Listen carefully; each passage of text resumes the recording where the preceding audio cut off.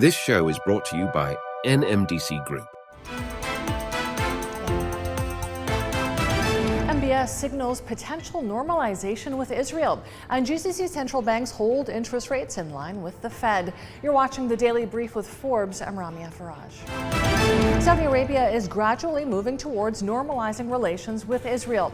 Last night, Crown Prince Mohammed bin Salman told Fox News, "Every day we get closer." MBS emphasized the importance of resolving the Palestinian issue as a prerequisite for normalization. He expressed optimism about ongoing negotiations with Israel and highlighted the potential for Israel to become a significant regional player. He said he hopes to reach a place to ease the life of the Palestinians and make Israel a player in the Middle East. GCC central banks kept their key interest rates unchanged, mirroring last night's Federal Reserve move to hold rates steady. The Fed kept the key interest rates unchanged at between 5.25 and 5.5%, their highest level in 22 years. However, it warned that the rates might remain higher for an extended period. It also hinted it would raise rates by a further 25 basis points by end year.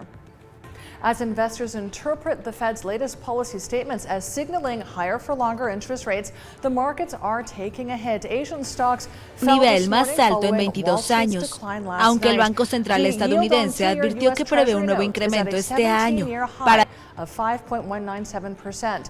The Fed's tone wasn't overly hawkish, but there were two surprises. Economic forecasts for 2024 are slightly higher than expected, and the Fed's statements show it feels macroeconomic growth would hold up even if rates stayed higher for longer. Egypt has signed a contract with Rolling Plus Chemical Industries to establish a tire factory in the Suez Canal Economic Zone with an investment of $1.07 billion. The factory will be built on an area of 400,000 square meters and will have manufacturing capacity of 7 million tires annually. Officials say the project will contribute to the localization of the tire industry. It will reduce imports by locally meeting domestic demand and create 1,000 jobs. Quake-hit Morocco has announced an $11.7 billion budget for reconstruction, rehousing, and socioeconomic development of areas hit by the deadly disaster.